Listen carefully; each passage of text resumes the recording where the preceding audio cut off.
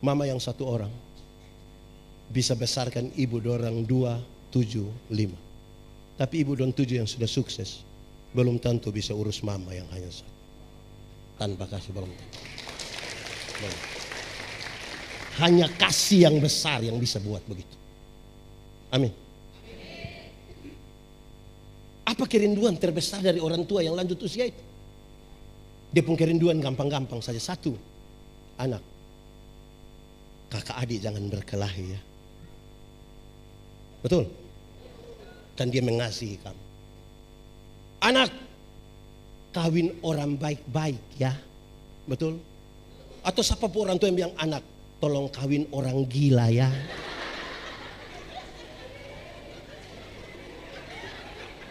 Anak, rumah orang tua, rumah tua ini jangan kasih di petugas koperasi ya. Amin. Saudara, saya mau tanya saudara. Kalau hari ini kita ketemu terakhir dengan orang tua kita. Hari ini kita ketemu terakhir. Yang sudah mati dia bangkit kembali kita ketemu. Kira-kira apa yang akan saudara ucapkan ke dia? Perjumpaan terakhir hari ini. Apa yang akan kita bilang ke dia?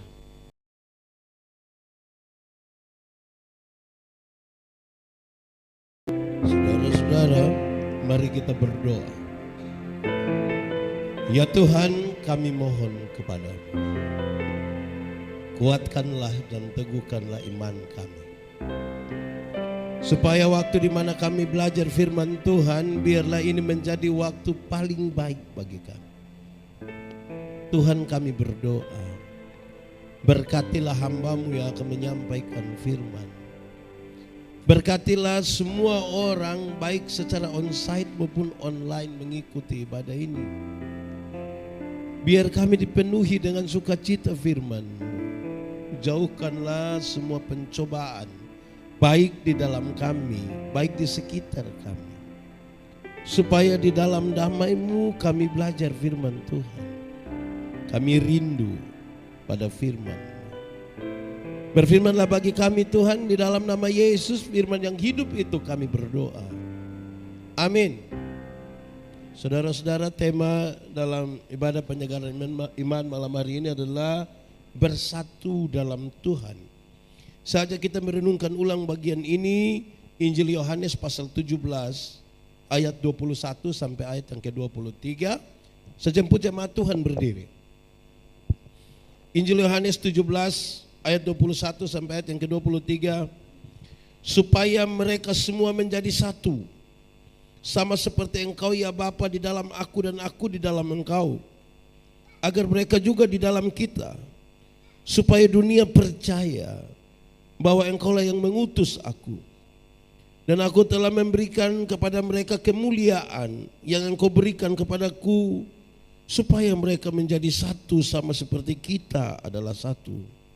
Aku di dalam mereka dan Engkau di dalam aku, supaya mereka sempurna menjadi satu, agar dunia tahu bahwa Engkau yang telah mengutus aku dan bahwa Engkau mengasihi mereka sama seperti Engkau mengasihi aku. Demikian firman Tuhan. Berbahagia setiap orang yang mendengar firman, memelihara dan melakukan dalam hidup setiap hari. Silakan duduk semuanya. Bapak Ibu saudara-saudara, shalom. Yang di luar shalom. Bisa dengar suara ini? Jangan main gila di luar. Yang di dalam shalom. Semuanya shalom. Murid Tuhan Yesus ada berapa? 12 itu banyak atau sedikit? Banyak atau sedikit? Lebih banyak jemaat Shalom Ede atau murid Tuhan Yesus lebih banyak? Lebih banyak yang mana? Lebih banyak yang mana? Di awal saya mau kasih tahu kita bahwa murid Tuhan Yesus itu hanya 12. Tapi ada pejabat seperti Lewi dan ada rakyat jelata seperti nelayan-nelayan. Petrus, Yakobus, Yohanes, Andreas. Ada pejabat tapi ada rakyat jelata. Ada orang tua seperti Yakobus. Di sini ada nama Yakobus. Bukan itu, ini murid Tuhan Yesus.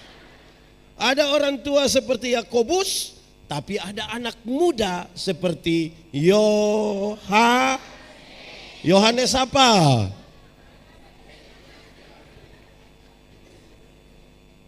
Ada pejabat, tapi ada rakyat.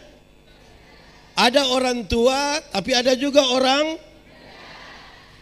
ada orang yang mengabdi kepada pemerintahan Romawi. Lewi, pemungut cukai, bekerja untuk pemerintah Romawi. Tapi ada yang anti Romawi, yaitu Simon orang Selot. Dia anti pada Romawi dan dia mau bikin revolusi besar-besar menghancurkan Romawi. Saudara, apa maksudnya? Ada pejabat, ada rakyat, ada orang tua, ada anak, ada yang mengabdi kepada Roma, tapi ada yang 12 orang saja berbeda. Apalagi jemaat Shalom N. Beda kok tidak? Doyang yang 12 saja ator agak apalagi yang di N. Yang di Shalom ini bisa diatur semua. Bisa apa? Karena itu Tuhan Yesus berdoa supaya mereka menjadi satu. Sama-sama, 1, 2, 3. Terlalu cepat, ikut saya punya intonasi. Supaya mereka menjadi satu. Kasih tahu kawan di sebelah, 1, 2, 3.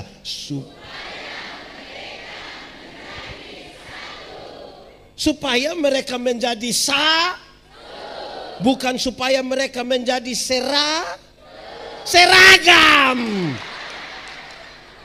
Beda antara menjadi satu dan menjadi menjadi seragam. Satu pakai putih, semua pakai putih. Satu bilang do, semua jadi satu bilang A, semua bilang. Itu namanya menjadi tetapi menjadi satu berarti mengelola perbedaan.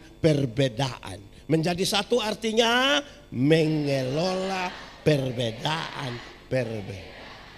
Siapa yang tidak mencintai perbedaan tidak pantas hidup di dunia. Kenapa? Karena fakta kosmis menunjukkan bahwa segala sesuatu itu ada atas, ada kanan, ada panas, ada hitam, ada laki-laki, ada. Itu beda atau tidak? Beda. Pendeta Yandi pernah kasih nikah satu pasang nikah. Yang laki-laki umur 64 tahun. Yang perempuan umur 20 tahun. Ngeri itu. Saya tahu bahwa jemaat yang hadir, mereka bicara tentang beda usia yang signifikan itu. Bedanya berapa tahun? 44 tahun. Saya tahu jemaat omong itu. Waktu nunggu khotbah saya bilang begini. Dalam sebuah pernikahan beda usia tidak penting. Yang lebih penting adalah mereka harus beda jenis kelamin. Lebih penting. Yo.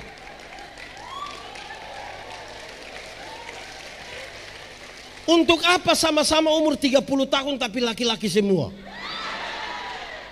Itu pakai bahasa Kupa bilang domba korek. Jadi berbeda itu tidak ada masalah. Amin. Karena ada yang muda, ada yang pejabat, ada yang suka ikan tapi ada yang suka apa? Pokoknya beda-beda. Amin toh. Saya bilang begini, mengelola perbedaan itu harus seperti makan kolak. Tahu kolak? Pernah makan kolak? Nah, kolak terdiri dari apa? Ubi, pisang, santan, gula. Sujadi dia pun nama? Setelah jadi kolak makan pisang masih rasa pisang atau tidak? Masih. Tapi ada cita rasa baru yang ditambahkan sebagai bagian dari sebuah kebersamaan. Tidak ada upaya untuk saling menghilangkan. Betul kok tidak? Pisang itu bisa berkumpul dengan santan, gula di satu tempat nama panci, kah, bokor, kah, periuk, kah. Jadi, tapi tidak saling menghilangkan. Amin toh? Atau siapa di antara kita yang mau makan kolak, dia makan ubi di sana, pindah lagi makan pisang di sana, pindah lagi minum santan di sana, baru terakhir dia duduk di atas kompor. Itu gila. Semua bisa menjadi satu. Amin. Jangan mengelola kebersamaan itu seperti minum kopi. Tahu kopi? Pernah minum kopi? Kopi terdiri dari kopi, air tidak ada. Ini ibu ini. Kopi terdiri dari air dan Sujadi dia punya nama. Lalu yang lain punya nama. Kopi itu terlalu egois. Kita semua tapi nama mesti dia. Kita semua tapi nama mesti dia. Terlalu bikin diri inti lah. Di Ende sini ada yang biasa bikin diri inti, laki-laki atau perempuan.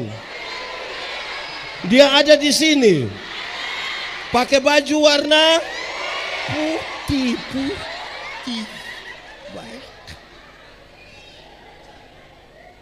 Baik. Jemaat. Di sini tidak ada jemaat. Jemaat. Bagian pembacaan ini adalah bagian-bagian terakhir dari perjalanan pelayanan Tuhan Yesus di dunia. Segera setelah doa ini dia akan berhadapan dengan pengkhianatan para murid, beberapa muridnya. Terutama Yudas. Yang lain lagi kesetengah dia. Dia kemudian akan dihakimi, mati, dikuburkan, bangkit, naik ke surga. Tapi doa ini menjadi serius. Apa harapan dari doa Yesus? Harapannya ada dua. Ada berapa? Dua kalau pakai bahasa Indonesia? Ya dua. Pakai bahasa Inggris baru? Pakai bahasa Ende? Dua. Apa beda dengan bahasa Indonesia? Dua. Satu, supaya mereka menjadi satu di dalam kasih. Sama-sama. Supaya mereka menjadi satu di dalam kasih. Kasih tau kawan di sebelah. 1, 2, 3. Supaya mereka menjadi satu di dalam kasih. Hukum Taurat itu ada berapa? Ada berapa? Dari 10 diterjemahkan menjadi 613 pasal. Berapa? Dari 613 pasal masih ada ribuan peraturan hidup setiap hari. Dan dari ribuan itu Tuhan Yesus simpulkan dia tinggal 2 kalimat. Mengasihi Tuhan dan mengasihi. Dari 2 kalimat itu tinggal 1 kata, yaitu K-A.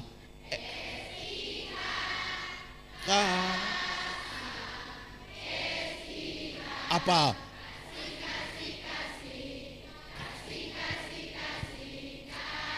Kasih itu.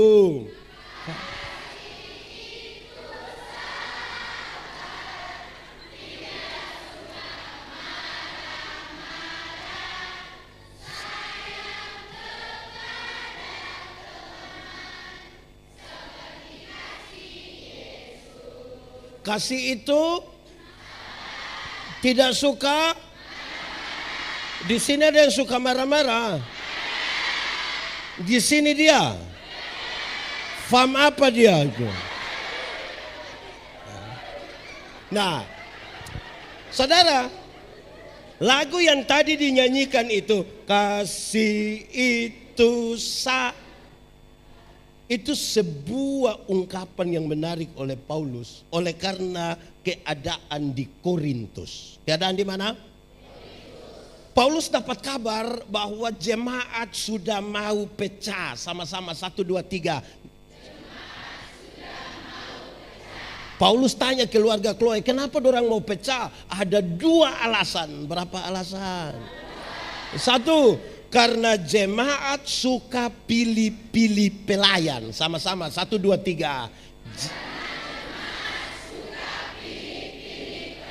Kasih tahu kawan di sebelah. 1, 2, 3.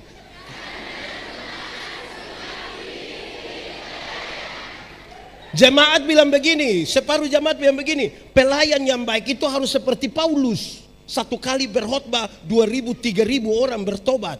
Saya bilang tidak. Pelayan yang baik harus seperti Apolos. Karena dia seorang orator yang hebat. Khotbah 5-6 jam orang tidak bosan. Itu dulu baru pelayan.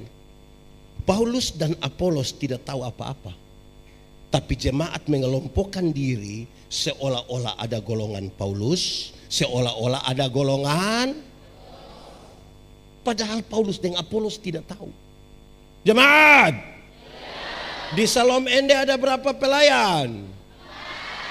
Jemaat aman? Apa yang aman?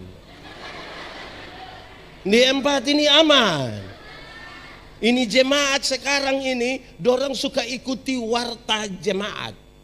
Terus tiba-tiba mereka baca, ibadah minggu besok akan dipimpin oleh pendeta. Ada begitu di Salom Ende. Dia ada di sini sekarang. Kuti dia pujari, kuti itu manusia. Mau menyatu di dalam Tuhan, bagaimana kalau suka pilih-pilih pelayan? Ini jemaat orang ini, kalau dorang suka pendeta, nanti pada waktu memutasi dorang menghadap sinode. Sinode, jangan kasih pindah dulu kami pendeta. Kenapa? Kami sementara membangun. Oh, dia kepala tukang. Jadi kalau dia pindah tidak jadi pembangun. Itu kalau suka. Kalau tidak suka, dorang ambil. Itu satu. Jemaat suka pilih-pilih. Kedua, jemaat hampir pecah karena jemaat suka membanding-bandingkan karunia sama-sama. Jemaat kasih kawan di sebelah 1, 2, 3 jemaat. Paulus menjelaskan orang yang percaya kepada Yesus Kristus diberikan karunia Roh Kudus. Karunia itu dibedakan dalam 2 kelompok. Berapa kelompok? 1, karunia motivasi sama-sama. 2, karunia manifestasi sama-sama. Karunia motivasi itu seperti berkhotbah, menyanyi, mengajar, mendampingi orang, memotivasi. Karunia manifestasi seperti bicara dalam bahasa roh, menerjemahkan bahasa roh, menyembuhkan orang.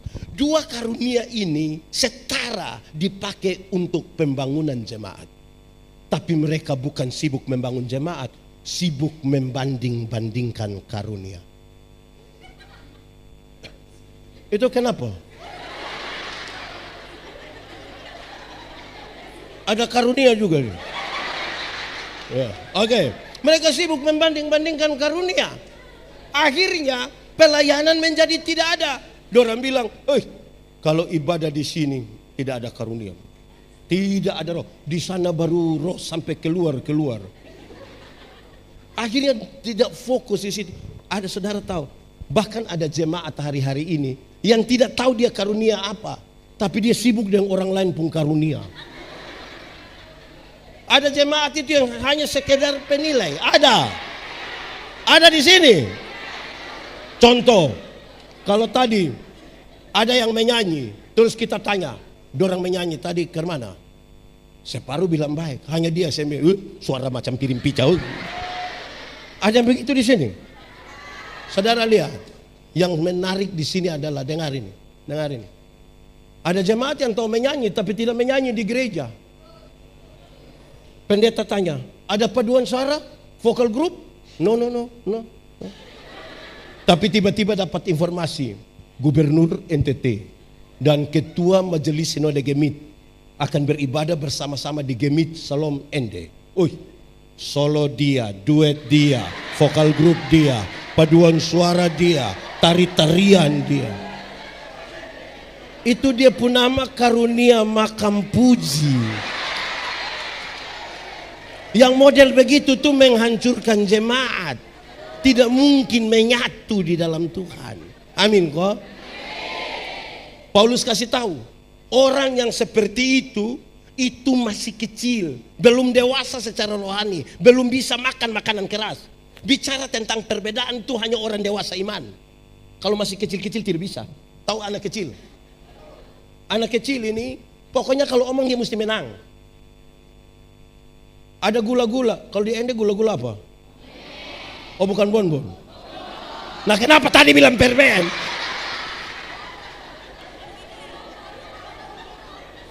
Dia mau dia dapat semua. Ada orang yang anak-anak ini kalau pun cara berteman, pokoknya kenal baik, bicara baik, tapi jangan coba-coba bikin salah dia. Berani bikin salah sedikit, dia bilang, kasih kembali itu bonbon, kasih kembali. Di Ende sini ada, di Salom ada. Dia majelis atau jemaat? Majelis jemaat. Nah, itu serius. Nah saudara lihat, Paulus bilang kamu seperti anak-anak. Di akhir pasal 12 Paulus kasih tahu bilang begini, aku akan memberitahukan kepadamu karunia yang paling utama. Di pasal 13 Paulus ungkapkan karunia yang paling utama adalah kasih. Pertama Korintus 13 ayat 1 sampai 3 jelaskan di awal. Sekalipun engkau tahu seluruh bahasa manusia, bahkan bahasa malaikat sekalipun, tapi kalau kasih tidak ada, kamu hanya seperti gong. Sekalipun kau tahu seluruh bahasa. Kedua dia bilang begini, sekalipun engkau pintar, bahkan engkau punya iman yang sempurna, tapi kalau kasih tidak ada padamu, engkau tidak ada guna. Ketiga dia bilang, sekalipun engkau terlalu baik memberikan semua yang ada padamu, bahkan tubuhmu engkau berikan untuk dibakar sekalipun, tapi kalau kasih tidak ada padamu, engkau tidak ada faedahnya sama sekali. Ayat 4 sampai ayat 7 dia menjelaskan kasih itu ada 15. Kalau saya omong ini hari, kita tidak pulang semua. Saya mau bicara satu saja. Kasih itu sabar. Sama-sama, 1, 2, 3. Kasih tau kawan di sebelah, 1, 2, 3. Dalam Alkitab, sabar itu tidak sama dengan menunggu waktu pulang. Kapan selesai, bukan itu. Dalam Alkitab sabar berkaitan dengan 2 hal. Berapa hal? 1, sabar terhadap situasi. Sama-sama, 1, 2, 3. Ada situasi tertentu yang kita tidak suka dalam sebuah persekutuan. Tapi firman Tuhan bilang apa? Ada sakit, penderitaan, sudah kanker bertahun-tahun, berdoa dan tidak tambah sembuh, tapi tambah susah. Kita kepingin mau mati saja, tapi firman Tuhan bilang, ada tanggung jawab pelayanan yang kita tidak mau jalani lagi. Penatua, diaken, pengajar memilih kapan 2027 supaya selesai sudah. Tapi firman Tuhan bilang, ada pendeta satu khotbah terlalu lama, kita sudah pemalas dengar. Tapi firman Tuhan bilang, sabar.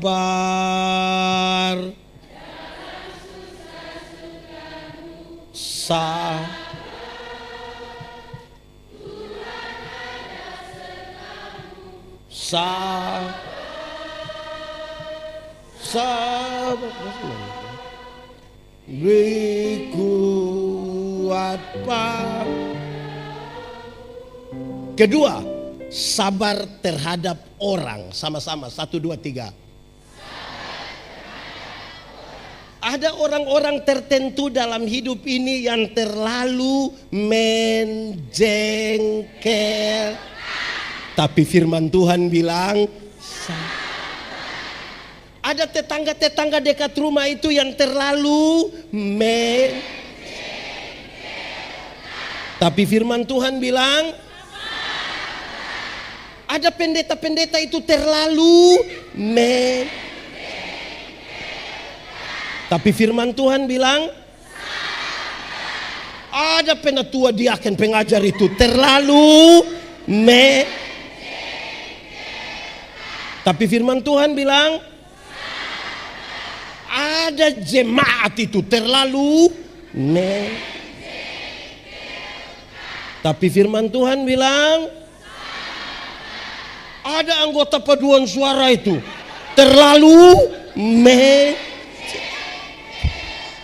Tapi firman Tuhan bilang ada suami-suami terlalu Tapi firman Tuhan bilang ada juga istri-istri. Ada terlalu Tapi firman Tuhan bilang ada mama mantu terlalu Tapi firman Tuhan bilang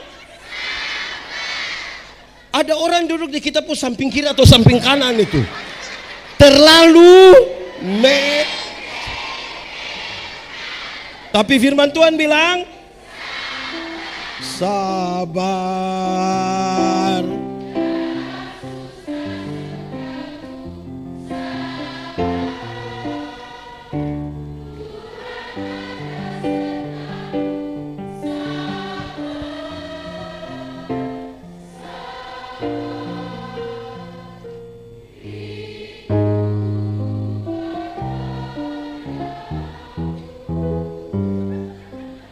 Oke, saudara, dengar.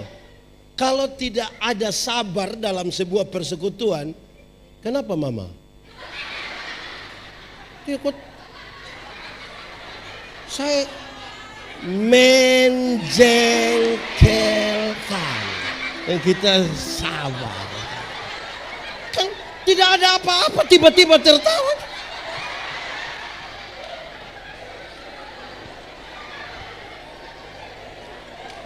Oke, stop. Jemaat. Hafal ikut yang pendeta bilang.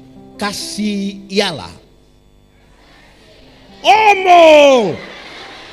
Menjeng. Oke, kasih ialah.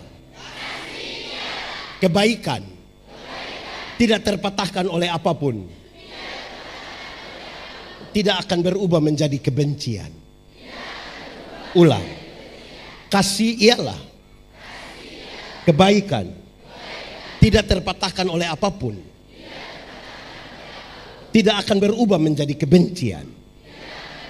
Dengar, rujukannya begini, karena begitu besar kasih Allah akan. Saya mau tanya, Tuhan Allah mengasihi dunia? Apakah dunia mengasihi Tuhan? Lalu apakah karena dunia tidak mengasihi Tuhan, Tuhan berhenti mengasihi dunia? Apakah kemudian Tuhan membenci dunia? Saudara lihat sekarang, kasih tidak terpatahkan. Sama-sama, 1, 2, 3. Kasih kawan di sebelah, 1, 2, 3. Supaya jangan ada orang bilang pada temanya bilang begini, Ibu Pendeta, saya terlalu hargai ibu. Tapi setelah saya lihat ibu punya sifat asli begini, maaf. Itu bukan kasih, tapi apa? Ego. Seberapa pentingnya? Dengar. Kasih yang seperti ini yang Tuhan Yesus harapkan ada di antara para murid supaya mereka menyatu. Yang bisa mengkonfirmasi kasih yang tidak terpatahkan itu adalah ibu-ibu. Siapa? Ibu-ibu. Melahirkan itu sakit kok tidak? Terlalu sakit. Mau melahirkan normal atau abnormal tetap sakit.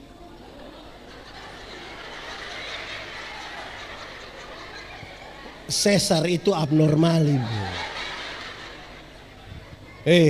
Dengar. Anak-anak. Suami. Waktu istri sakit melahirkan, suami saja tidak tolong. Dia ada sakit melahirkan di ruangan saya, suami paling-paling hanya taruh tangan di kepala baru bilang, Yesus paling. Sudah bilang Yesus tidak tolong lah, tapi dia bayangkan, kira-kira anak muka mau ikut, siapa ini paling-paling.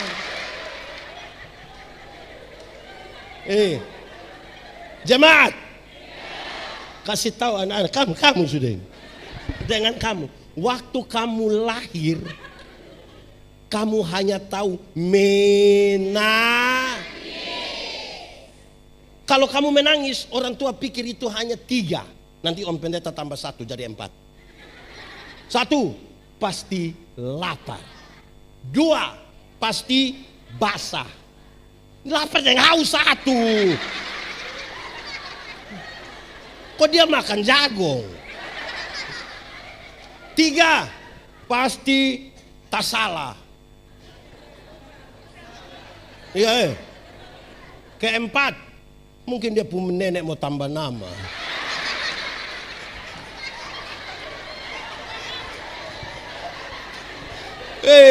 Nenek sudi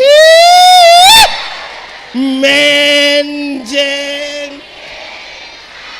Jemaat, kasih tau anak-anak, kamu punya jam tidur, orang tua punya jam. Orang tua punya jam tidur, kamu punya jam. Banyak orang tua tidak tidur gara-gara kamu. Jam 3 subuh juga masih ada orang tua gendong-gendong depo anak begini. Betul? Dalam keadaan sempoyongan tidak bisa tidur, seringkali ibu-ibu dipaksa lagi menjadi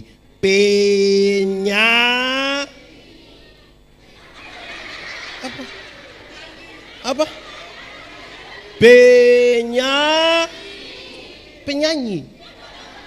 Makanya seringkali ibu-ibu punya lagu tidak bisa dipertanggungjawabkan. Kalau tidak bobo. Padahal justru kalau anak bobo itu baru nyamuk gigit. Kalau anak ada lari-lari nyamuk mana mau gigit dia. Tapi sudah, jangan persoalkan itu. Ingat. Orang tua bilang begini, anak, yang penting kamu mau sekolah tinggi, biar kami orang tua ikat perut tidak apa-apa. Betul? Orang tua kalau sampai omong bilang ikat perut itu bukan berarti dorang mau pakai stage. Tapi dorang utang karena kamu. Anak-anak, kamu ada pegang handphone, Android, utang. Anak-anak, ada yang pergi sekolah, pergi gereja, pergi kerja, bawa motor, utang. Atau orang ende beli motor cash, utang. Kata kredit itu hanya bikin halus, itu utang.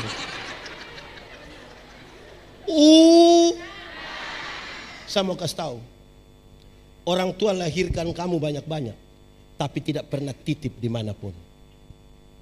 Tapi kamu empat yang sukses bisa sepakat titip orang di panti jompo. Anak-anak, waktu kamu baru lahir kamu tidak bisa atau siapa punya anak yang lahir langsung bilang yes, tidak. Orang tua ajar kamu omong satu-satu suku kata. Ma, pa. Sudah usia begini, sudah lancar omong. Ada suka omong dengan orang tua? Lebih suka omong dengan? Saudara lihat sekarang, tidak tahu omong. Orang tua ajar omong, sudah lancar omong. Lebih suka omong dengan teman di HP daripada dengan orang tua. Pertanyaan terakhir, siapa suruh mau kasih makan manusia makan macam-macam? Kenapa mau kasih makan dorang? Sama-sama 1, 2, 3. Kasih tidak terpatahkan. Sama-sama 1, 2. Tepuk tangan apa? Sama-sama 1, 2, 3. Kasih tidak. Anak-anak, waktu kamu lahir kamu tidak bisa jalan. Betul? Atau siapa punya anak yang lahir dia lahir langsung putar kaki. Orang tua ajar kamu jalan itu satu-satu langkah. Pegang di tangan baru bilang ta, te. Jalan belakang itu. Sudah usia begini, sudah bisa jalan sendiri. Ada suka jalan dengan orang tua?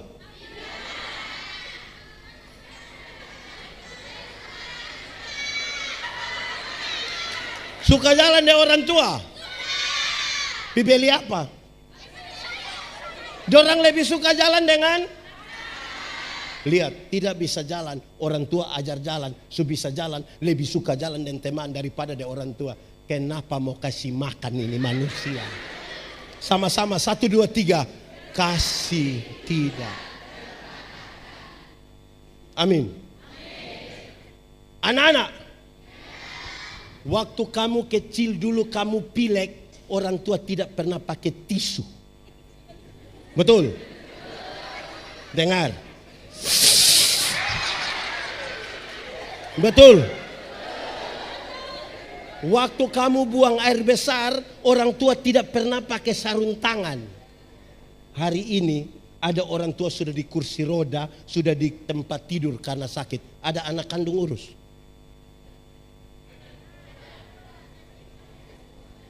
Ini bukan sekedar sebuah pertanyaan yang butuh jawaban, butuh refleksi. Ada anak kandung urus.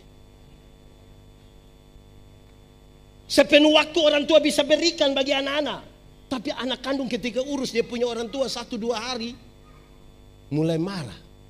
Papa mama tidak ada orang lain, hanya saya saja. Dia bisa online berjam-jam, tapi tidak pernah telepon orang tua sekalipun hanya 5 menit. Tapi orang tua pas mati dia telepon ulang-ulang, jangan kubur dulu sebelum saya sampai. Sekarang kita investigasi. Saya mau tanya, ibu berapa saudara? Berapa saudara? Berapa saudara? Berapa saudara? Berapa saudara?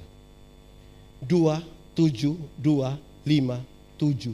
Saya mau kasih tahu, mama yang 1 orang bisa besarkan ibu dorang 2, 7, 5. Tapi ibu dan 7 yang sudah sukses belum tentu bisa urus mama yang hanya 1. Tanpa kasih belum tentu.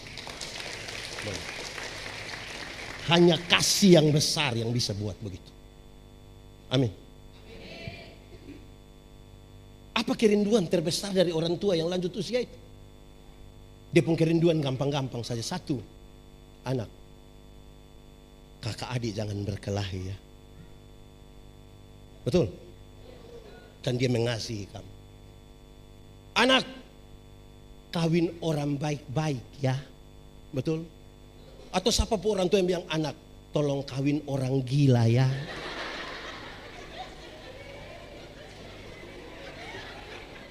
Anak, rumah orang tua, rumah tua ini jangan kasih di petugas koperasi ya. Amin.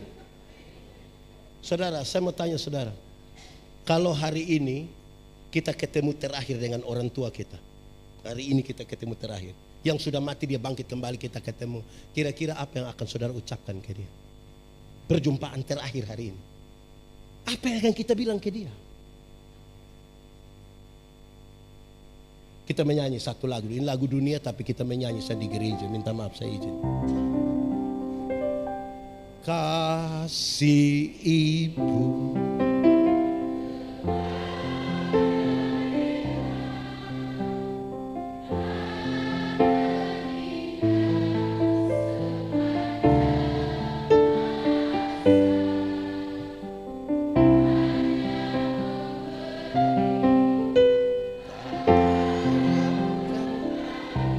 sebagai apa?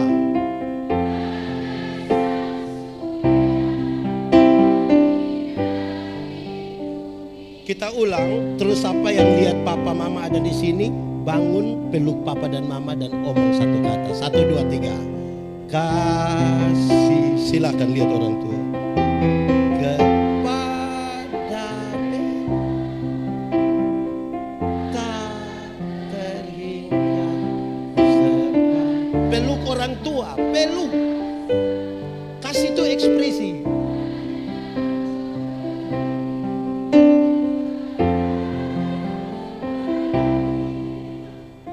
Bagai sang surya menyinari. Ulang. Kasih, peluk kuat. Mau sampai kapan? Terhingga Sepanjang masa cek hanya memberi, tak harap kembali. Bagai sang surya menyinari dunia. Coba kita ulang menyanyi ini lagu sambil bayangkan mama mantu pemuka. Kasih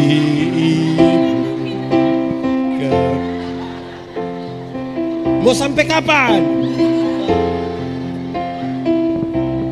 Sepanjang masa. Hanya apa? Hanya memberi. Harap kembali kau tidak? Harap kembali. Seperti apa? Bagai sang surya menyinari dunia. Begini baru sedih. Saya sengaja mengatakan ini supaya saudara merasakan itu harapan Yesus. Tanpa kasih yang begitu, saudara sulit menyatu di sini. Tidak akan. Saudara akan cepat tersinggung. Saudara akan cepat marah-marah. Apalagi ini paduan suara, ada yang datang latihan Senin, Rabu tidak datang tapi mau tampil di hari ini. Menjengkel. Hanya kasih yang seperti itu yang bisa menerima. Amin kok. Saudara akan menikah, sudah menikah puluhan tahun, tambah cantik atau tambah buruk? Tambah ganteng atau tambah... Hanya dengan kasih itu kita bisa menerima. Amin. Begini baru sedih-sedih. Orang tua ada tidak urus, hanya kasih seperti itu. Amin. Oke, sekarang kita lebih mengasihi diri kita atau lebih mengasihi orang lain? Lebih mengasihi diri atau orang lain? Mengasihi diri kita. Alkitab juga bilang begitu. Kasihilah orang lain seperti yang kau mengasihi. Jadi kalau engkau tidak mampu mengasihi dirimu, engkau tidak mungkin bisa mengasihi orang lain. Sekarang saya mau tanya, kalau kita mengasihi diri, kita mau kita terluka? Kita mau sakit hati? Kita mau hidup dalam kepahitan? Sekarang saya tanya, kalau pendeta Yandi benci pendeta Soneta, yang rugi pendeta Yandi atau pendeta Soneta? Kenapa pendeta Yandi yang rugi? Setiap kali orang sebut pendeta Soneta punya nama, saya hati senang kok tidak? Setiap kali pendeta Soneta bilang selum Pak Pendeta, saya hati senang kok tidak? Setiap kali ketemu ibu pendeta, saya hati senang kok tidak? Kalau pendeta Yandi mengasihi dirinya, dia harus berhenti membenci ibu Soneta. Amin. Ada orang yang saudara tidak suka? Ada? Ada di sini? Coba lihat dia.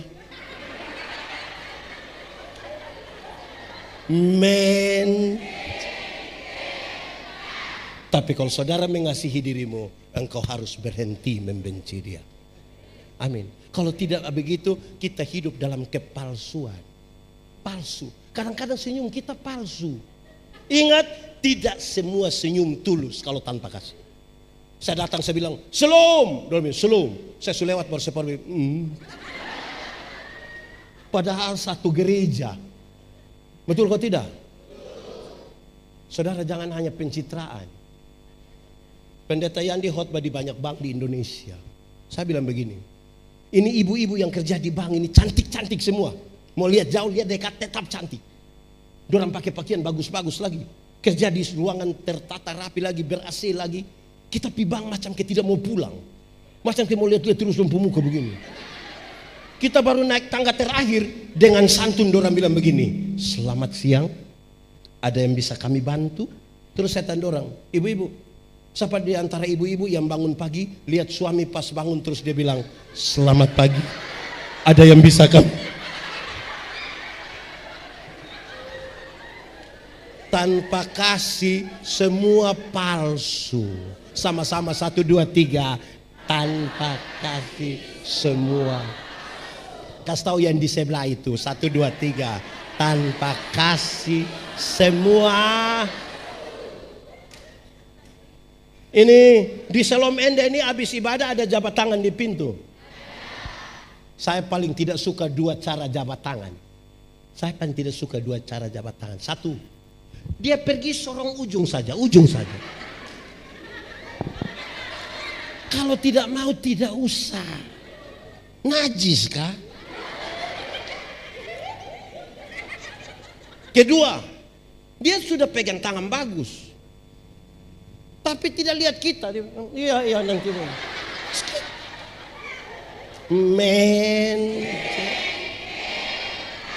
Orang kalau jabat tangan itu begini. Jelas? Oke. Mengasihi Tuhan, mengasihi sesama. Kenapa kita mengasihi Tuhan? Orang yang mengasihi Tuhan karena dia tahu diri dia berasal dari mana. Kamu tinggal dalam dunia tapi tidak dari dunia. Kenapa saya mengasihi sesama? Karena pada sesama kita ada gambar dan rupa Allah. Jadi kita mengasihi Tuhan karena tahu diri berasal dari mana. Kita mengasihi orang lain karena dia bukan tumpukan material. Pada dirinya ada gambar dan rupa Allah. Supaya kasih kita tulus. Ini mengasihi karena mana cara panggil, woi. Tidak ada kasih yang begitu. Amin kok? Lu kasih. Supaya mereka menjadi satu di dalam kasih. Harapan kedua dari doa Yesus adalah supaya masing-masing pribadi dari murid menyatu dulu dengan Tuhan Yesus, baru datang menyatu dalam persekutuan. Petrus menyatu dulu dengan Yesus, baru menyatu dalam persekutuan. Yakobus menyatu dengan Tuhan, baru menyatu dalam. Andreas menyatu dulu dengan Tuhan, baru menyatu dalam. Yandi menyatu dulu dengan Tuhan, baru datang menyatu dalam.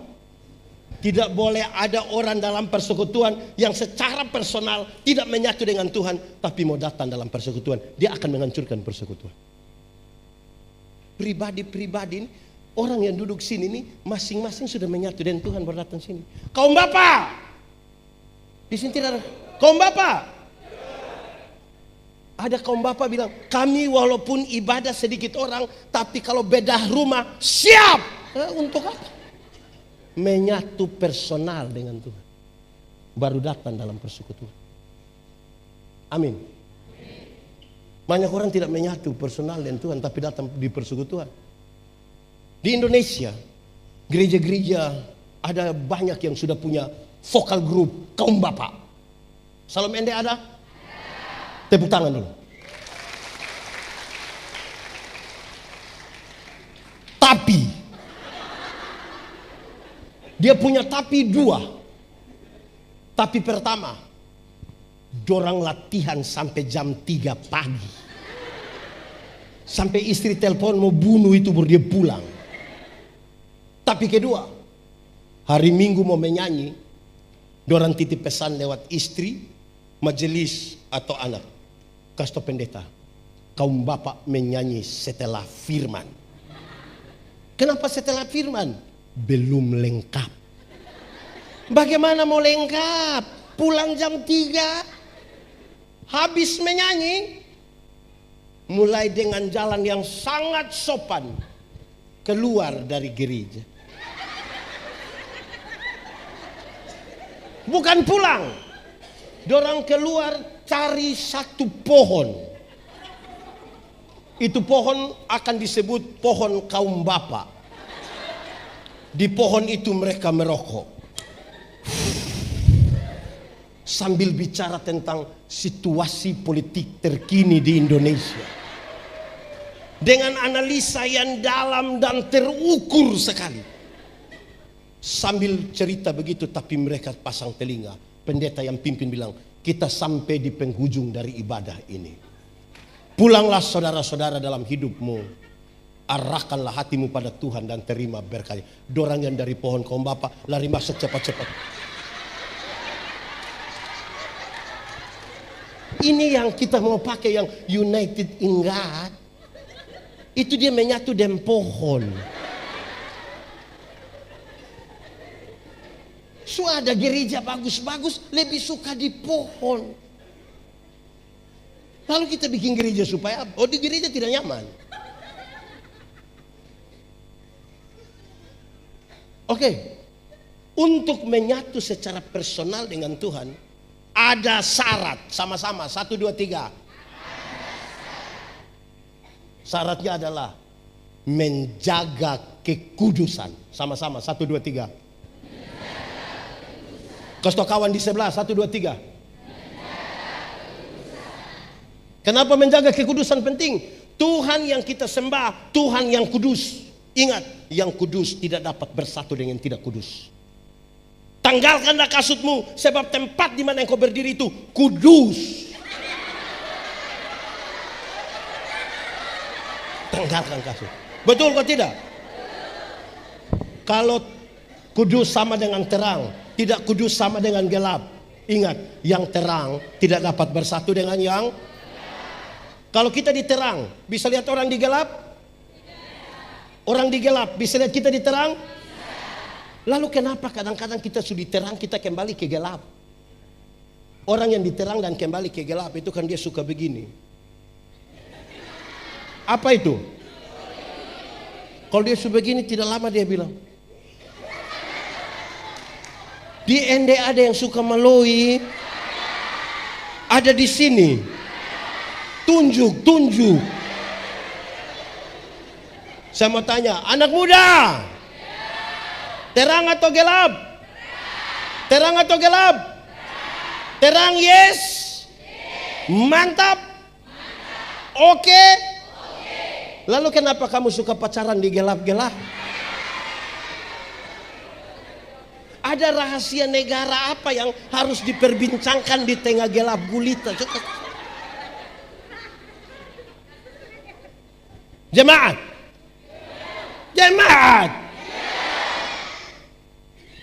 Tanpa kekudusan kita hanya aktivis.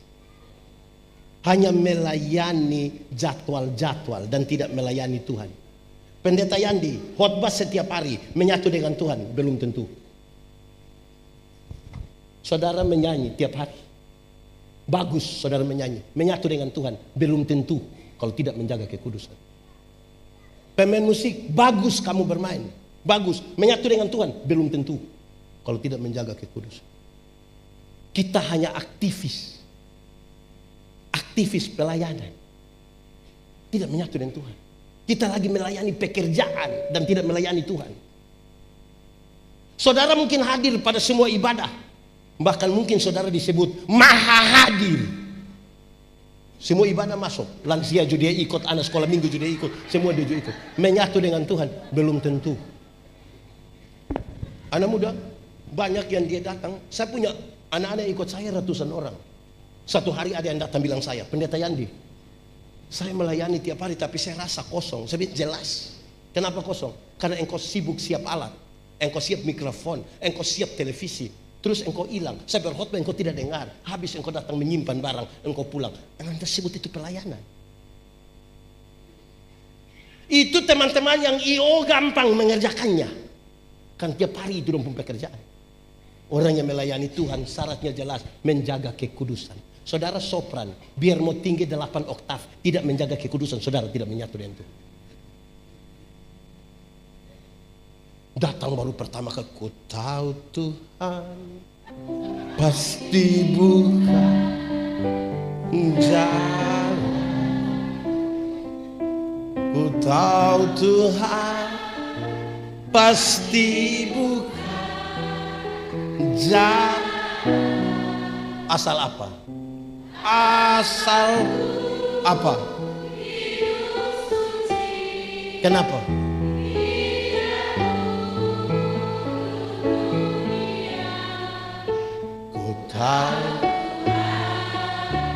Pasti waktu bicara kekudusan bukan apa yang manusia lihat, tapi apa yang Tuhan lihat. Waktu bicara kekudusan bukan apa yang manusia lihat, apa yang Tuhan lihat. Anak sekolah minggu mengejarkan lagu yang baik sekali. Hati-hati gunakan.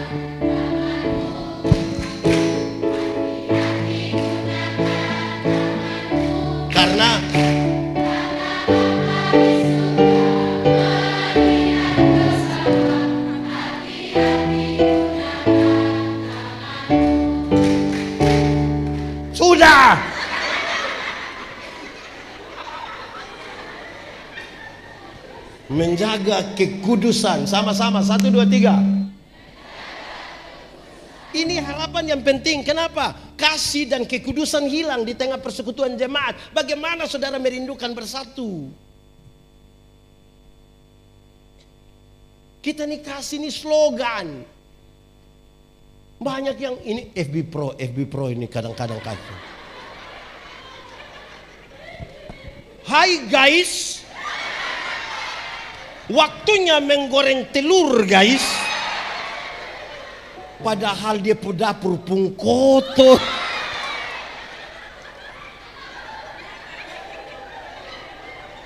Jalan dari sini ke Maumere, ada kecelakaan, tidak tolong. Siaran langsung. Hai guys, ada yang celaka guys, pakai motor metik guys. Dia habis siaran langsung guys, mati guys, mati. Kita kasih di mana? Pi melayat orang meninggal nih siaran langsung, bayangkan. Ada di Ende. Guys, telah meninggal dunia guys. Wait, kita pun kasih ini di mana guys? Ada di sini guys. Tidak dapat uang juga guys.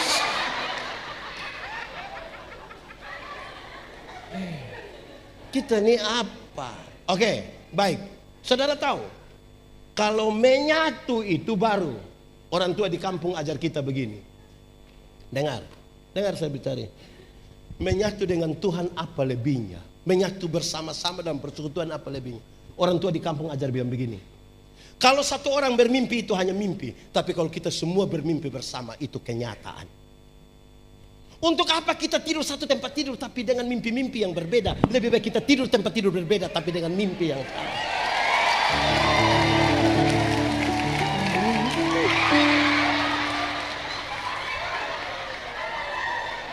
Untuk apa tidur satu tempat tidur tapi dengan mimpi yang lebih baik tidur tempat tidur yang berbeda tapi dengan mimpi yang ini bicara tentang visi.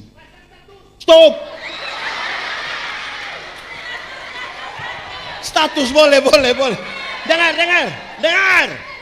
Ini bicara tentang visi. Jangan biarkan ketua majelis punya mimpi sendiri. Mimpi di Salom Ende adalah mimpi dari pendeta, penatua, diaken, pengajar, dan seluruh jemaat. Itu kenyataan.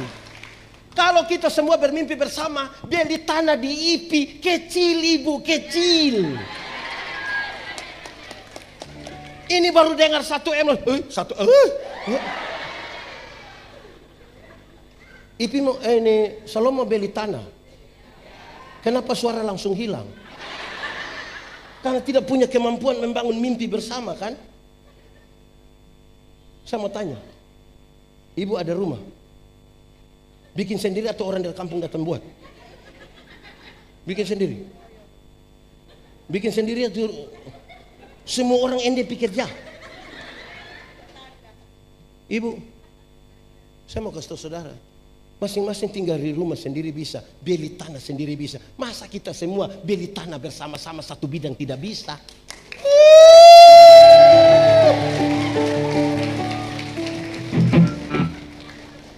Betul tidak? Bagaya. Kamu juga. Nah, ini menjadi serius sekarang. Kita butuh membangun mimpi bersama. Amin kok? Baik, jemaat. Yang saya omong panjang-panjang dari tadi itu baru pengantar. Ini baru masuk khotbah, ini baru mau masuk.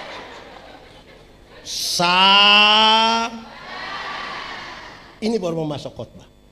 Sekarang untuk dua harapan itu menyatu di dalam kasih dan masing-masing menyatu secara personal dengan menjaga kekudusan. Bagaimana dua hal itu bisa terjadi? Bukan tidak terjadi, bukan tergantung kita. Penjelasan firman tadi jelas. Ayat 22 bilang begini, aku telah memberikan kepada mereka kemuliaan. Aku memberikan kepada mereka apa? Kasih tau kawan di sebelah 1, 2, 3. Pasti pertanyaannya, Kemuliaan macam apa yang Tuhan berikan yang kemudian menyatukan para murid? Ada 3 kemuliaan. Berapa kemuliaan?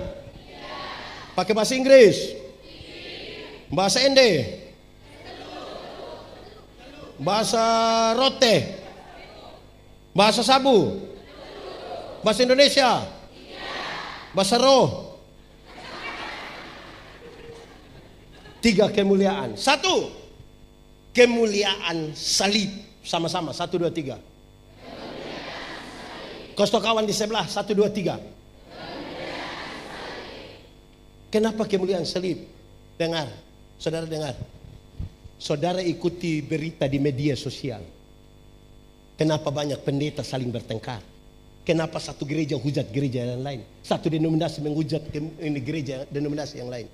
Karena kita sementara bertengkar hal-hal di luar kemuliaan salib. Kita berusaha membesarkan organisasi gereja kita, membawa orang pada gereja dan tidak membawa orang pada Kristus. Siapa yang datang pada salib Kristus dalam kesombongan? Tidak ada. Hanya dalam kemuliaan salib kita bisa menyatu. Ada satu lagu lama. Ini lagu lama, saya berharap orang tua masih ingat. Yang muda belajar ini lagu kau tahu. Pada satu bukit jauh dari sini, lihat salib Tuhan berdiri, sepotong kayu, sepotong kayu kas tanda dosa. Di sana Tuhanku, di sana Tuhanku telah mati. Ku datang pada salib itu. Ku datang pada salib itu. Ku kenangkan cinta Tuhanku. Ku kenangkan cinta Tuhan. Ya ku jatuh pada kakinya. Ya ku jatuh pada kaki. Sana ku dapat ampun dosa. Sana ku dapat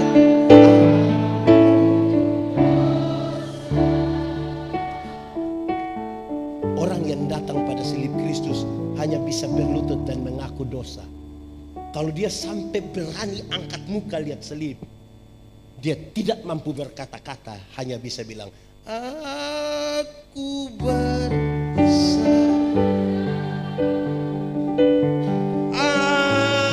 aku bersalah kepadamu,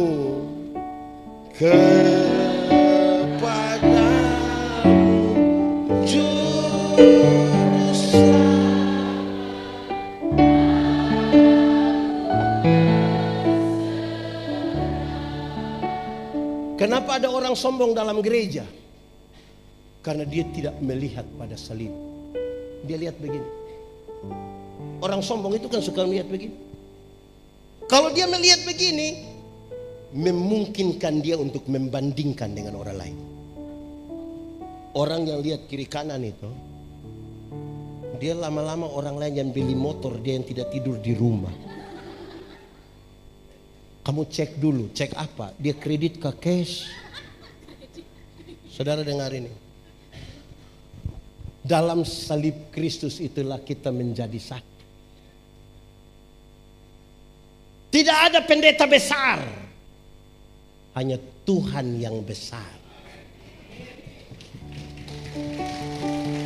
Saudara mau punya karunia seperti apa, bertalenta seperti apa, jangan rampas kemuliaan Tuhan. Jangan percaya pada pendeta besar. Tidak ada. Pendeta badan besar banyak, tapi pendeta besar tidak ada. Yang besar hanya Tuhan. Aku punya. Terus lurus Bapak itu musik dulu. Aku punya hanya Tuhan yang besar, yang telah berjanjikan imanku Kamu tidak tahu ini lagu?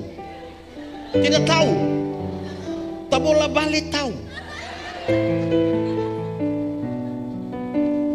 Ya kita bertengkar ini karena kita ini lagi membawa orang pada kita, lagi membawa orang pada denominasi gereja, lupa membawa orang pada Kristus.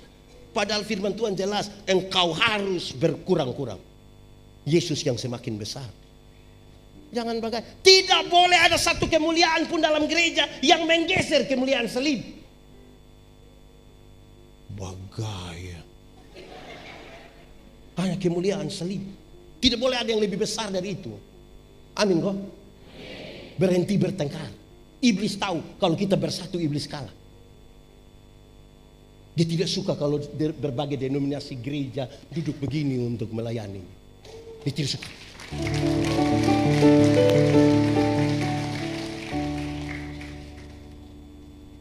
Cara Tuhan berjumpa dengan pendeta Yandi beda Tuhan berjumpa dengan Cafik. Beda Tuhan berjumpa dengan ini ibu yang siaran-siaran langsung ini. Beda Tuhan berjumpa.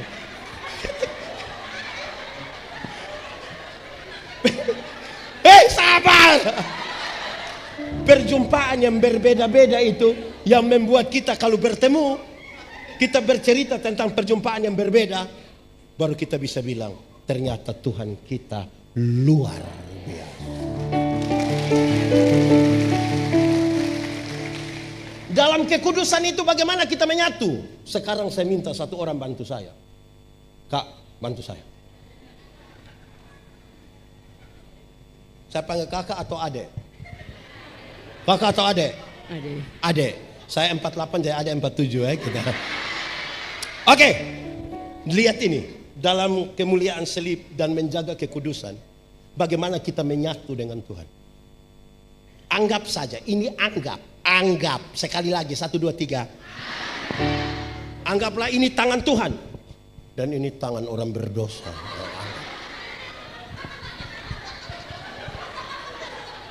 Anggap toh, sekarang orang berdosa ini mau pegang tangan Tuhan.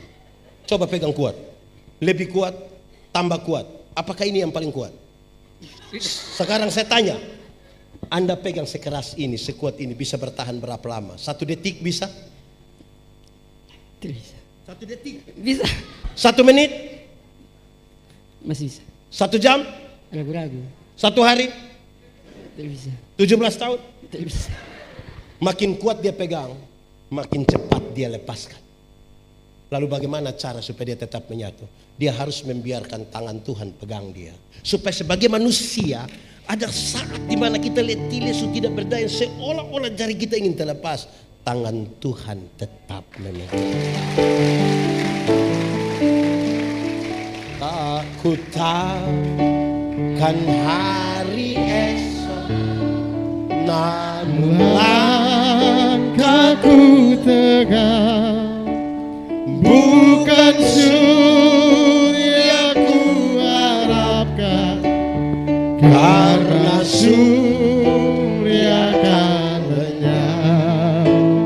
Oh tiada ku gelisah akan masa menjelang, ku berjalan serta Yesus, maka hatiku tenang. Banyak hal tak ku pahami dalam masa menjelang, tapi Tuhan bagiku ini tangan Tuhan yang pegang. Saudara lihat saudara, kepada salib Kristus dalam kekudusan itu, yang hanya berserah, membiarkan tangan Tuhan pegang, kita berlutut dan mengaku dosa. Adakah orang Tuhan tersinggung dalam gereja? Kalau datang hanya mencari kemuliaan, mengaku dosa, berserah, ada yang tukang tersinggung. Ada yang sedikit-sedikit mau keluar, kau bikin gereja sendiri di tengah jalan situ ada. Sekali lagi iblis tahu kalau kita bersatu dia kalah. Jangan mau jadi hamba iblis yang mencuri kemuliaan salib. Kedua, kemuliaan ketaatan. Sama-sama, 1, 2, 3. Kasih kawan di sebelah, 1, 2, 3. Pertama, Yesus itu disalibkan bukan mati konyol, tapi dia dimuliakan karena kita. Untuk kita. Amin kok. Kedua, Kristus itu taat, bahkan taat sampai mati. Urus banyak orang kalau tanpa ketaatan tidak bisa menyatu, tidak bisa. Kan kita banyak orang. Karena selera kita banyak-banyak. Sama-sama sepakat makan ikan air di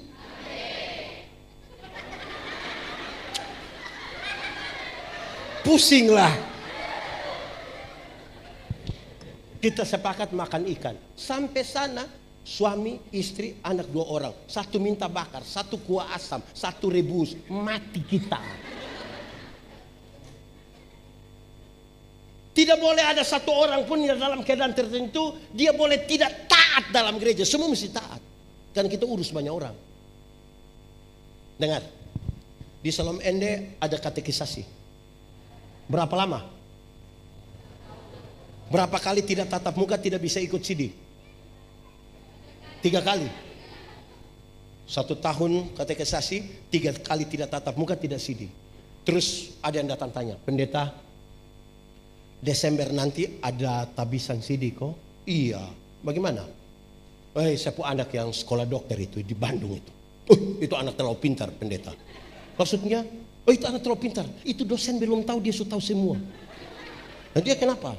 Desember ini dia mau datang. Aduh syukur Desember ini dia Natal yang papa mama. Itu sudah pendeta. Ini jadi bolehkah langsung tabis kok?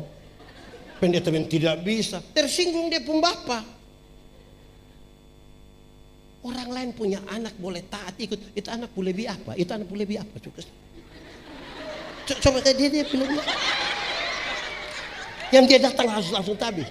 Nah dia bilang, kalau kami tidak bisa, kami ditambah. Ini kita urus banyak orang.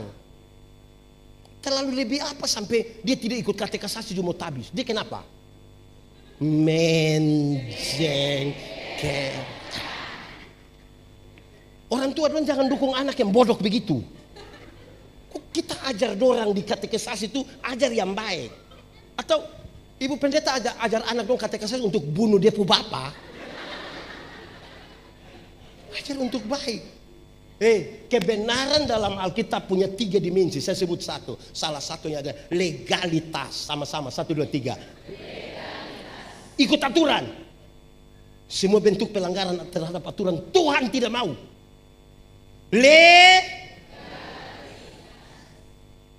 Legal. 1, 2, 3. 1, 2, 3. Legal bukan regal. Legal itu ikut aturan. Regal itu biskuit. Biskuit regal.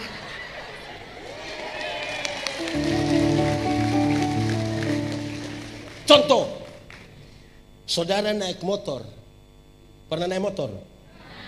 Siapa pun motor? Sendiri punya? Sulunas?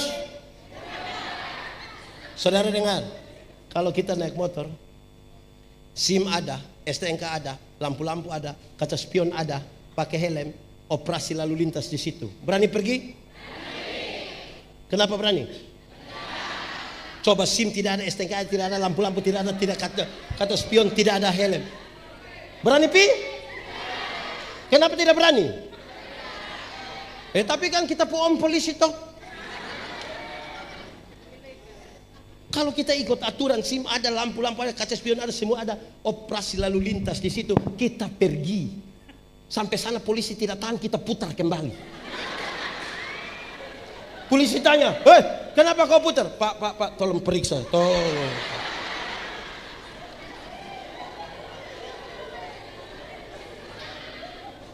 Di sini ada yang ASN.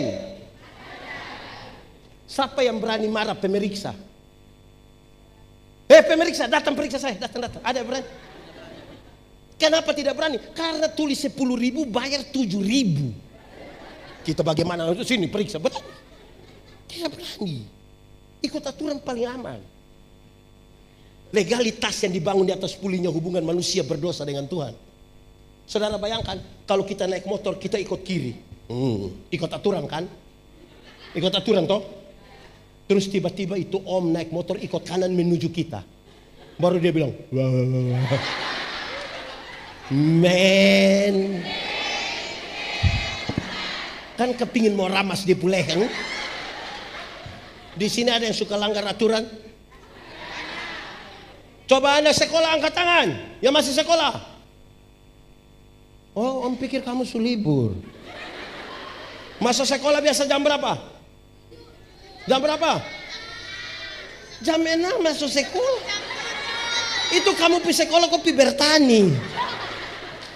Biasa masuk sekolah jam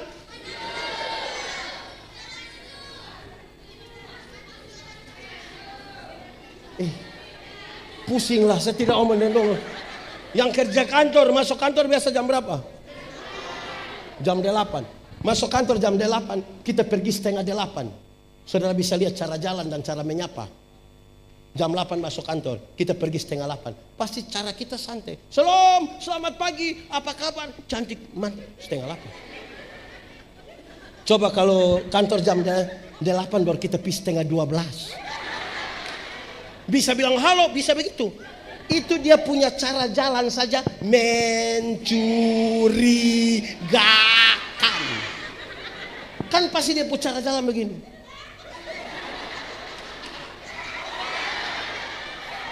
Tiba-tiba kepala kantor dia langsung persiapan tipu. Kan pasti bilang, kenapa terlambat?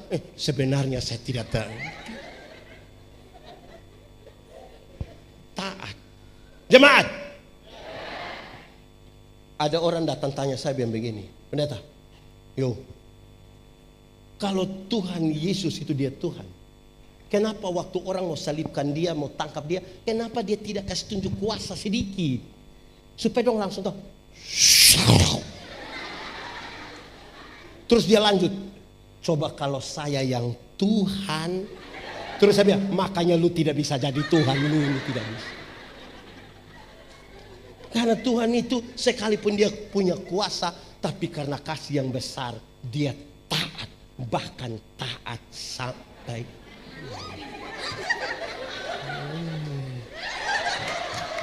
men.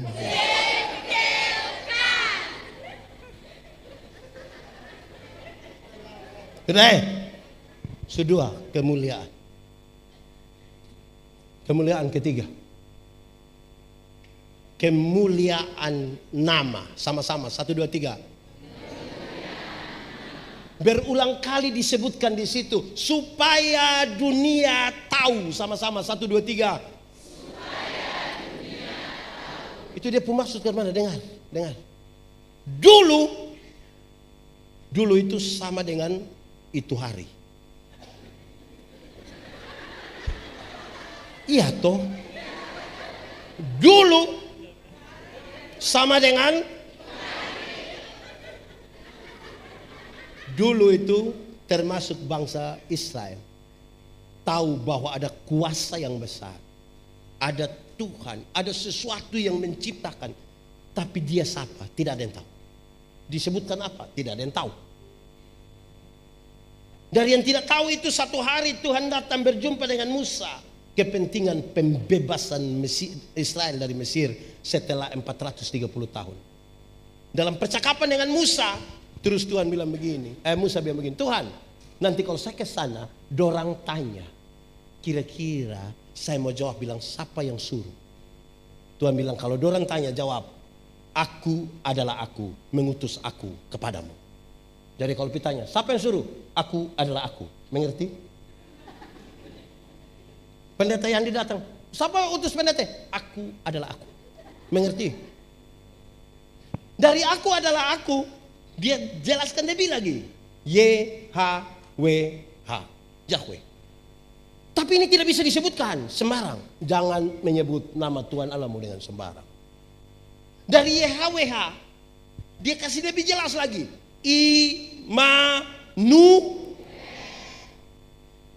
Tapi orang bertanya, Immanuel mana? Karena di sini juga ada yang nama. Ada sekarang di sini. Tunjuk. Yesaya menyebutkan, oh, Immanuel yang pemerintahan ada di bahunya. Orang-orang menyebutnya penasehat ajaib, Bapa yang kekal, Raja damai.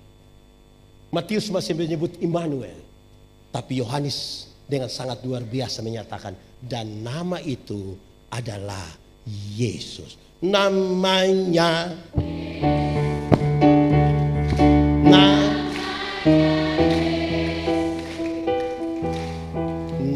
nama Yesus yang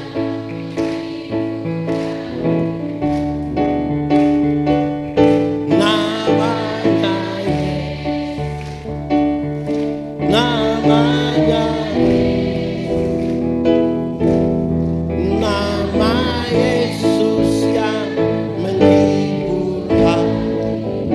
Dengar, dulu dia tidak dikenal, tapi perlahan-lahan dari soal sebutan nama sampai kita mengenal nama Yesus. Sekaligus itu sebuah metafora untuk menggambarkan Allah yang jauh di sana, yang tidak dijangkau itu, yang tidak mungkin didapati oleh manusia, berinisiatif dalam kasih karunia, datang dan berjumpa dengan kita dalam pembebasan. Amin. Pertanyaannya, kalau sebentar pulang dari sini pendeta Yandi bagi-bagi uang satu orang 100.000, senang atau tidak? Cerita orang kok tidak? Pastikan saudara cerita dengan ekspresif. Lu rugi tidak pergi gereja. Itu pendeta kepala botak kasih kita uang. Kan saudara cerita begitu. Betul? Pertanyaannya, Yesus menebus saya dan saudara, harganya lebih mahal dari 100.000 atau lebih murah dari 100.000? Yakin? Amin? Sudah cerita orang? Sudah cerita orang supaya dunia tahu. Ada cerita. Dapat pulsa 20.000, saya kasih tahu semua dunia. Dunia maya, dunia nyata, dunia gaib, semua dia kasih tahu. Dia capture baru dia tulis, terima kasih, pulsa masuk, besok lagi ya, menjeng. Pulsa 20.000 masuk, cerita satu dunia. Yesus berkorban bagi kita. Mulut tidak berani mengatakan kepada orang lain. Dia pun mulut terkunci untuk mengatakan. Bagaimana dunia tahu? Bagaya. Datang latihan paduan suara sekamis. Tidak datang.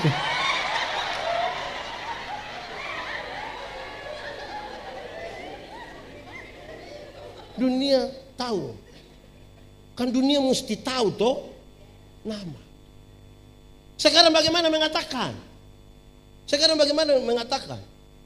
Saudara, Tuhan datang, dia tidak tanya ada berapa gereja ibu bangun, berapa lagu ibu pernah menyanyi di paduan suara ini. Kamu juga. Berapa kali kamu menari, dong tidak tanya. Tuhan bertanya, ada berapa jiwa kau bawa datang itu. Sekarang saya mau bilang pada saudara, dulu, amen, dulu sudah orang sementara bereuforia karena mujizat. Yesus memberi makan 5.000 orang laki-laki, belum termasuk perempuan dan anak-anak, hanya dengan 5 roti dan 2 ikan air di.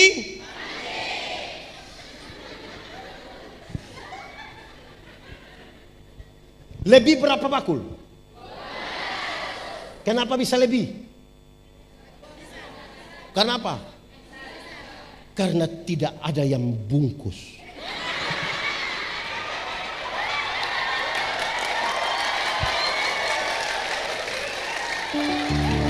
Di sini ada yang biasa bungkus. Ibu-ibu atau bapak-bapak. Di deputas ada apa? Dengar. Tuhan Yesus kasih tinggal doang di situ. Dorang sementara bereuforia karena mujizat itu. Tuhan Yesus kasih tinggal. Tuhan Yesus pergi ke Gerasa. Di Gerasa dia hanya berjumpa dengan satu orang yang kerasukan legion. Kalau dia kerasukan legion, berarti itu orang kerasukan roh jahat kira-kira 6.000 roh jahat. Berapa ribu? Kita pun teman majelis satu roh jahat di depo otak saya, kita pusing. Ini 6.000. Ini orang sangat jahat.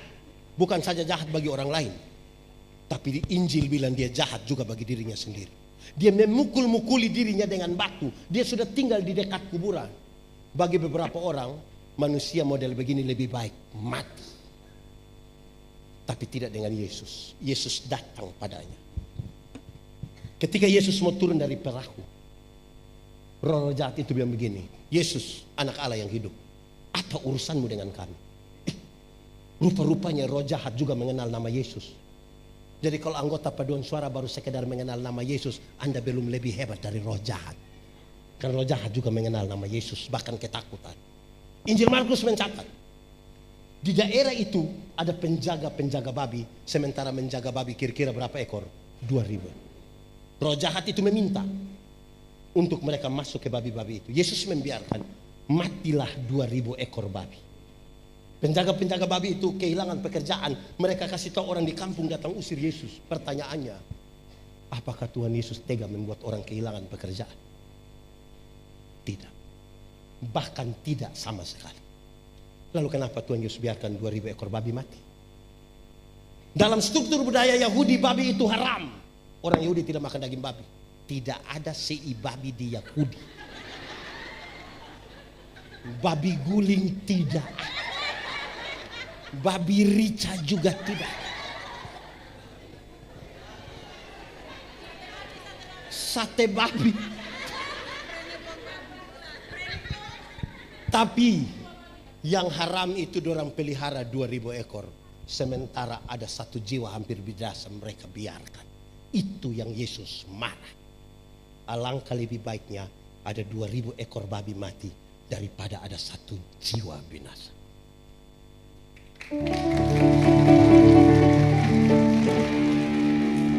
Sekarang coba hitung, kalau babi satu ekor 4 juta kali 2.000. Kalau babi satu ekor 4 juta kali 2.000, 4 juta kali 2.000 berapa? 8 M. 8 apa? M itu apa? Bukan menobe.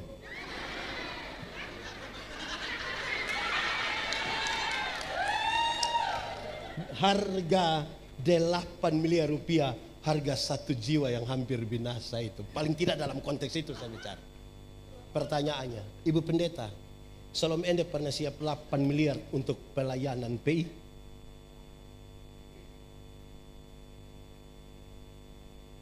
Bagai.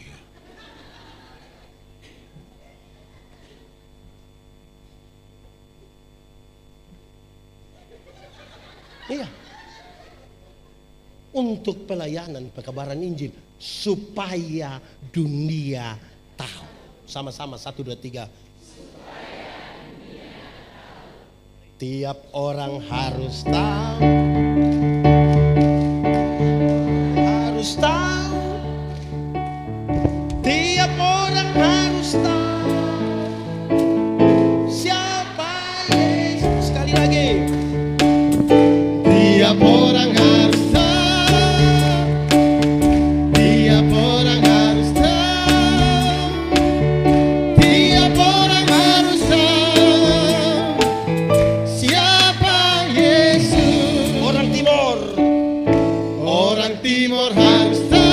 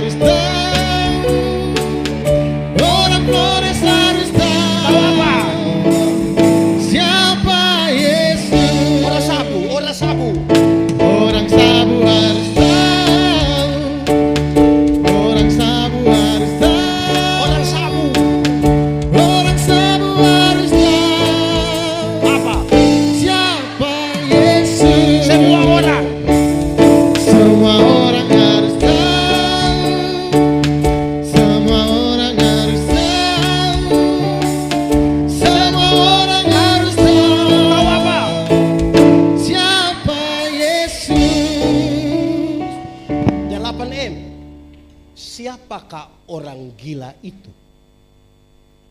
Orang gila itu kemungkinan besar kita pun suami.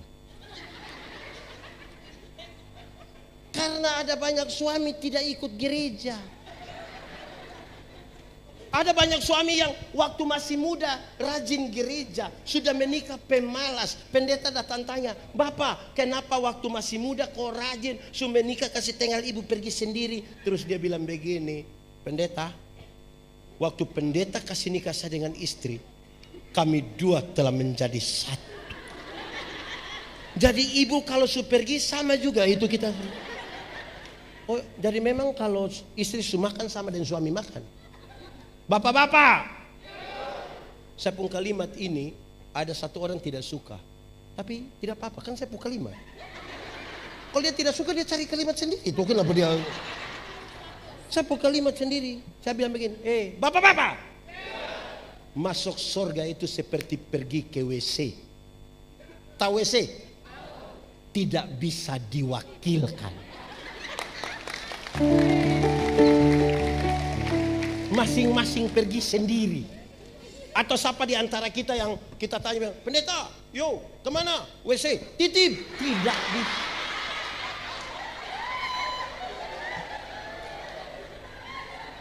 Ini ibu-ibu, lanjut satu, ini ibu-ibu ini. Gaya-gaya pergi gereja jalan sendiri. Terus pendeta tanya, "Ibu, mana suami?" Terus dia bilang, tahu sendiri. So tahu begini kenapa ambil resiko. Mana suami? Tunjuk yang mana? Di luar itu ada banyak orang pun suami juga. Suami di mana? Ini kenapa? Suami?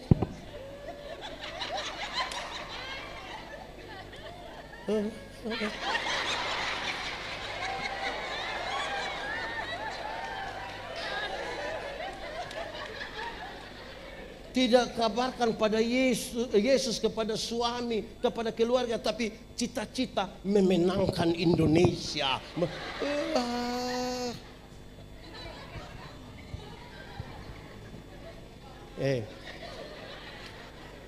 Adik-adik, jemaat, saya menginjil banyak, tapi dua pengalaman ini saya suka cerita. Saudara sudah dengar, tapi saya cerita ulang. Saya ingat, saudara-saudara, saya pulang pelayanan dari Atambua. Ada orang Atambua di sini. Pasti dia pun nama Yohan Laa.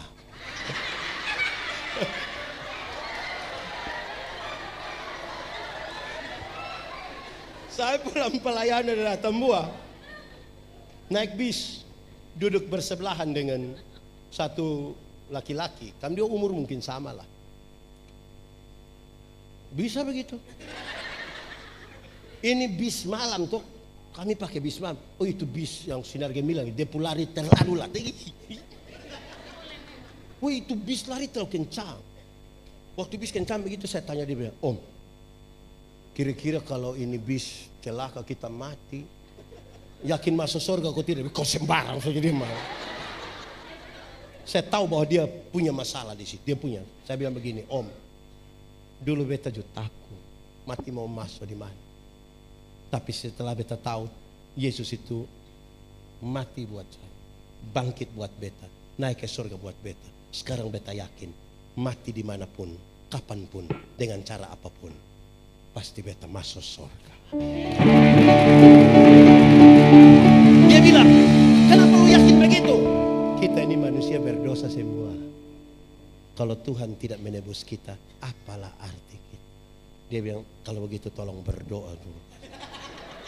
Seperti itu. Kedua, beta melayani di satu daerah. Dulu ibu pendeta punya bapak melayani di sana. Di pedalaman Timur Tengah Selatan. Kaineno namanya. Satu hari beta mau pulang ke Soe, jam 7, setengah 7 malam.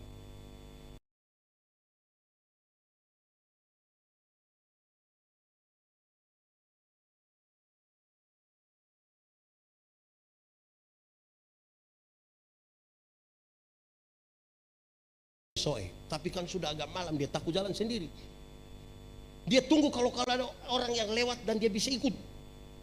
Dan dia dengar ada bunyi motor menuju ke dia. Dan itu saya. Pas sampai di dia, depan dia langsung lompat. Dia bilang begini, Kak. Saya dalam hati, Kak, nah. Ini siang, malam, makanya dia bilang, Kak. Kalau siang pasti dia bilang,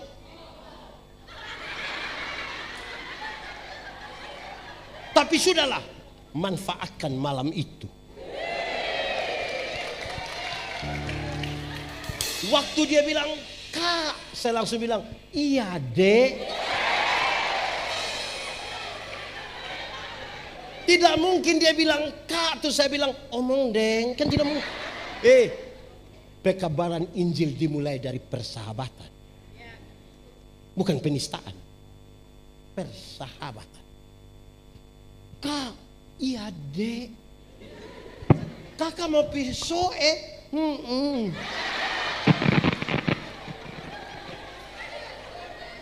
boleh kita sama-sama?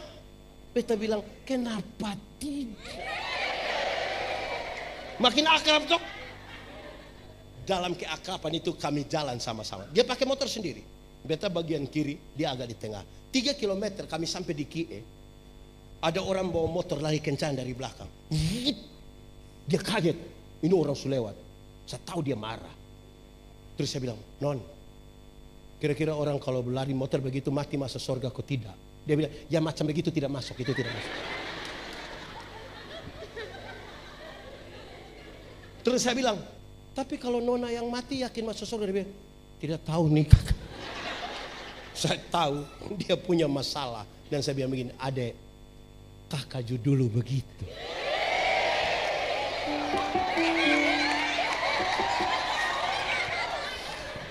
Kakak takut. Tapi waktu kakak tahu Tuhan Yesus itu berkorban buat kakak, mati buat kakak, bangkit untuk kakak, naik ke surga untuk kakak. Sekarang kakak yakin mati kapanpun, dimanapun, dengan cara apapun. Terus dia bilang begini, kok kakak bisa yakin? Kita semua ini berdosa. Kita bisa tahan orang tidak lihat, tapi kita pun pikiran perasaan banyak berdosa. Untung Yesus mau berkorban. Terus dia bilang begini, kalau begitu kakak tolong doa kasih saya. Kami dua berdoa di atas motor sambil jalan. Tapi kami dua tidak tutup mata. Berani kami dua tutup mata.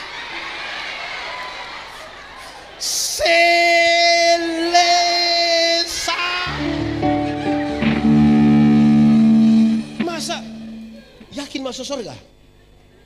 Surga adalah surga bagiku kalau kutemukan istriku di sana. Masa kita dapat sesuatu yang baik kita tidak mau kasih tahu orang? Saya kikir sekali. Tiap orang harus.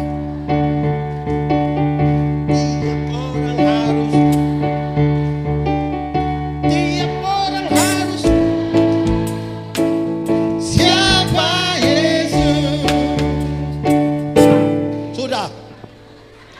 Lu mau menyanyi.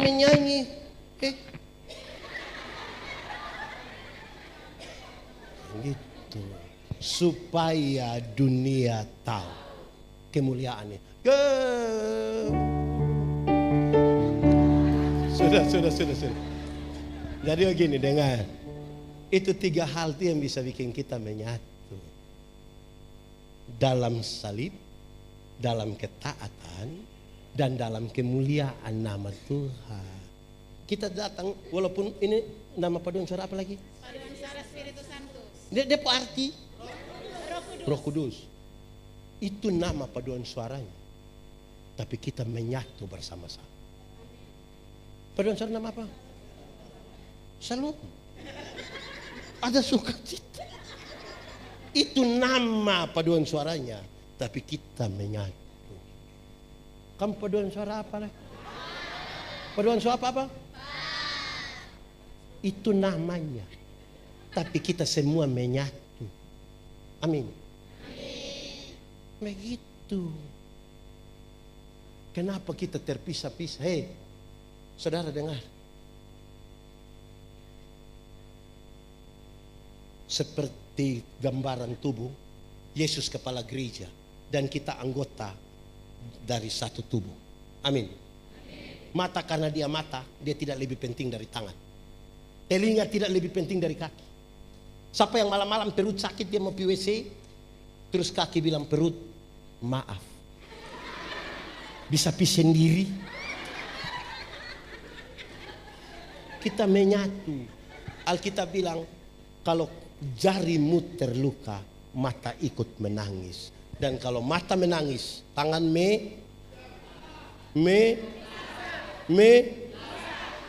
melap. Ini dia pun nama apa? Tambah sudah, yang penting mengertilah tentang kesatuan toh. Amin toh? Itu baru kita bisa hidup di sini. Kalau tidak kita penuh kepalsuan, kita duduk dekat tapi punya kecurigaan satu dengan lain. Lalu kita seolah-olah kita ada menyatu dalam gereja. Kita terpecah-pecah. Amin kok? Itu dimulai dari kita pertobatan masing-masing. Hanya masuk dalam kemuliaan Tuhan yang bisa buat kita begitu. Berhenti sudah yang kesombongan rohani, berhenti sudah. Karena yang dicari itu kemuliaan Tuhan. Berhenti sudah. Yang kita mau menyatu di dalam Tuhan toh. Terima kasih. Silakan duduk semuanya. Tuhan Yesus memberkati. Shalom. Salam.